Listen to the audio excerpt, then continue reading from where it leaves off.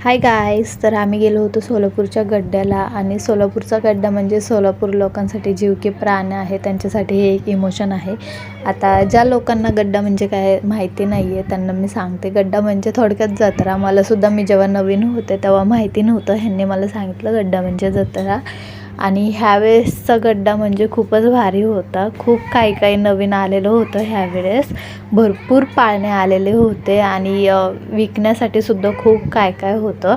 आणि वेद आणि आम्ही तर खूपच मज्जा केली गड्ड्यामध्ये. जिथे जिथे गाणं वाजेल तिथे तिथे वेदचा डान्स चालू होता.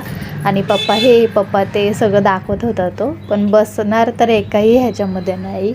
आणि होपफुली त्या दिवशी गर्दीसुद्धा कमी होती, त्यामुळे काहीच त्रास झाला नाही. भरपूर मज्जा आली, खूप एन्जॉय केलं.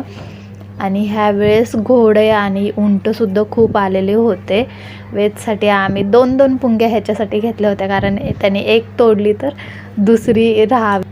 त्याला आम्ही कार रायडिंग केली, कारण पाण्यात तो बसणार होता, तो लहान असल्यामुळे. आणि त्यालासुद्धा भीती वाटते आणि मलासुद्धा, त्यामुळे आम्ही त्याला कार रायडिंगसाठी बसवलं. आणि त्याने खरंच ती खूप एन्जॉय केली, काहीच त्रास नाही दिला. नाही तर बाकी पाळण्यांमध्ये तो नको नको म्हणत होता. आणि हे बघून आम्हालासुद्धा खूप बरं वाटलं, ॲटलिस्ट तो काहीतरी खेळला म्हणून. ह्यावेळेस गड्ड्यामध्ये जलपरीसुद्धा आलेली होती, पण आम्ही ते बघायला गेलो नाही.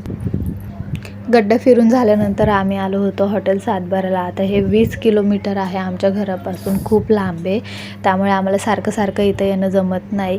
मी मागच्या गड्ड्याला इथे आले होते आणि आता डायरेक्ट 2026च्या गड्ड्याला, म्हणजे बरोबर 1 वर्ष झालं मला इथे येऊन. आणि मागच्या टायमिंगला आम्ही फर्स्ट टाईम आलो होतो इथे.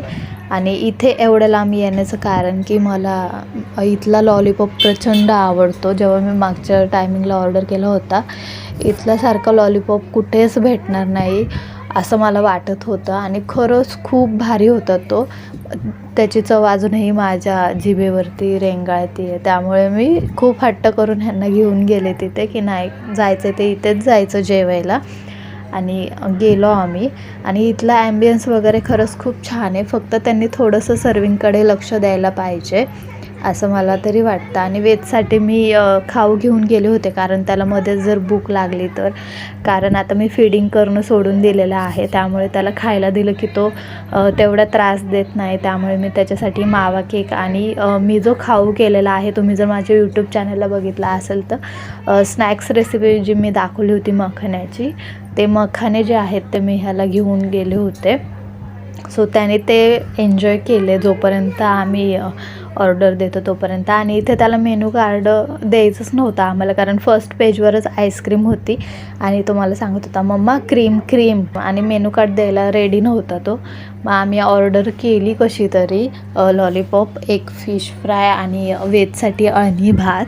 आणि इथेच मला खूप डिसअपॉइंट झालं, कारण जो लॉलीपॉप मी खाण्यासाठी एवढं लांब आले होते त्याची चव सेम नव्हती. 1 वर्षात त्यांनी एवढा फरक केला होता.